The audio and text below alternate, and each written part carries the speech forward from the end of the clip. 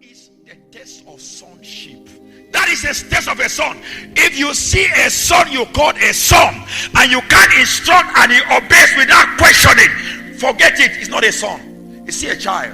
Never commit responsibility to children. They will fail you. It doesn't matter how zealous they are, they will fail you. It doesn't matter how zealous they are, they will fail you. It's a matter of time. Listen, just as your relationship with God is tied to instructions and obedience, let me tell you, your relationship in the house of the Lord, physical church, in the local congregation, how you are rated and how you are assessed is based on how you follow instructions that are given by the one who has been put in charge in the church.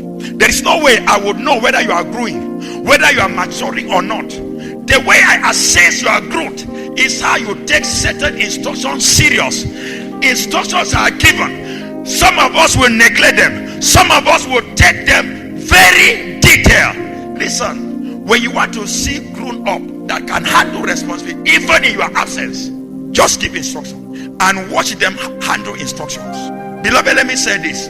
It is not what you do that really counts. It is your obedience that counts. You can be doing many things.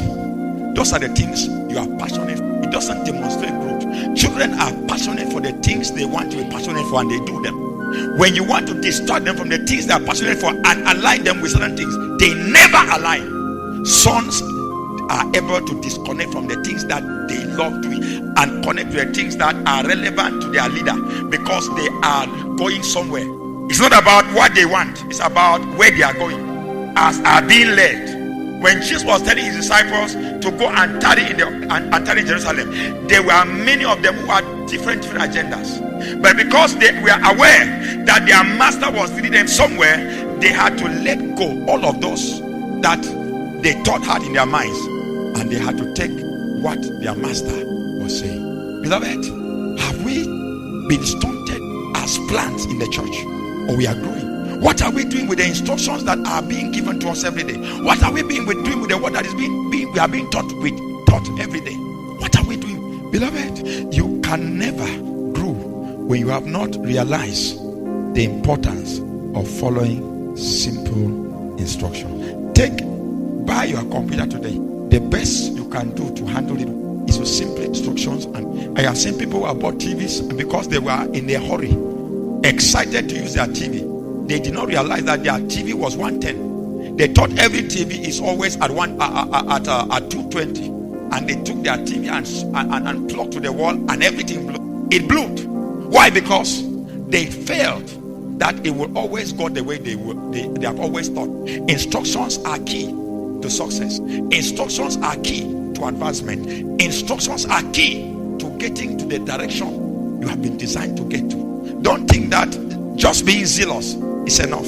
You can be zealous in the house of God, and at the same time you are a trouble, you are a problem in the house of God. Your maturity is revealed in how much you acquire leader can instruct, and you humble yourself and follow the instruction. Your growth is revealed in how much your evangelism leader can instruct you, and you follow the instructions and go the way out. You can never lead until you can never be a successful leader until you have learned to be successful. As long as you couldn't follow the one above you, will not be able to let others who are under you to follow you. Because when they look at your life, your own attitude towards the ones that are placed over you, they can't learn anything from you that will make them to follow.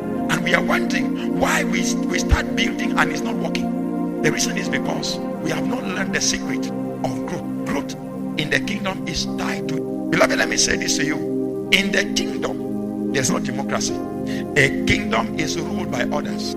That is why you open the Bible, you will never see a place. What do you think? They will never write anything in the Bible and then ask you, what do you think? Or seek for your opinion. They will instruct you on what is supposed to be. It's either you take it or you leave it. There is no place for what do you think. They give you a contribution. No, you don't have any contribution. The laws have been set, instructions are given, and what is expected is follow them. Full stop. That is it. And unfortunately for us, we want a kingdom ruled by democracy. And that's why when we come to church, We don't want to follow instructions. We want we want our opinions to count.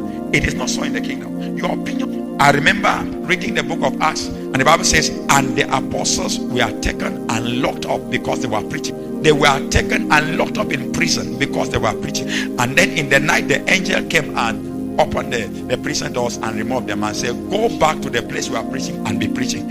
And the Bible says they did not ask, how shall we go when they are brutal the way they are brutal? The Bible said they left and went and were preaching where they were commanded to preach. That is how the kingdom functions. If you will love your life, you will lose it.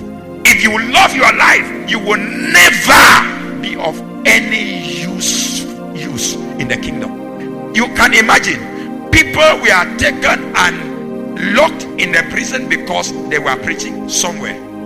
You came and removed them, and the instruction you gave was go back to the same place. You didn't say change the place. You say go back to the same place and preach to the same people. And these guys will immediately go back, and those who caught them and locked them will come to find them where they locked them and will not see them. And then they were told they are preaching in the same place you caught them, and they will go to catch them again. And none of them complained that they had to catch them again. And then they say they left, though they were beaten, they left the Sanhedrin rejoicing for the privilege of partaking in the suffering of their follower. Beloved, these are marks of sonship. These are marks of growth. When you are still at a level where what you can engage yourself in is what is convenient for you, you are still a child. You are still at the level of milk. If God cannot take you in a hurry from the dish of chicken and rice and tell you immediately, go in and pray and don't come out until I tell you, and you will leave your plate of rice and your chicken, not minding that it was just the first spoon. You have not advanced yet. You've not advanced yet. God will count on sons that he can have something to intervene on the earth. And he said, I'm looking for sons that would lay down their lives 7 days, no food, no water, and he will lay down, and they will not think how they will cope. The problem with many children is the first thing is always, how will I? How is ever about them. But sons is ever about the will of the Father. For I came not to do my will, but the will of him that sent me. It's not about what is convenient, it's about what is expedient. It's not about what is nice to you, it's about what is nice to him. It's not about what seems good to you, it's about what is good to him. It's not about what you can do, it's about what he can do. When he is leading you to do anything, he is not depending on your strength for it to be done. He is already releasing strength for you to do. And sons walk by faith. Are we together? Are we together? Are we together? Therefore, in a nutshell, maturity will make us good examples. And Paul said to Timothy, be an example to the rest of the believers. Be an example to the rest of the believers. Be an example. Just be an example. You don't need to struggle to have a post. Just be an example. Just let your life be a model. That's all. Your position will just come. Your position will just be intact. Just let your life be a model. That they are talking about a life worthy of emulation. Say, look at that one. Be an example to the believers. Be an example. It means amongst the believers, distinguish yourself. Take a step ahead. Be an example. Be what? Be an example.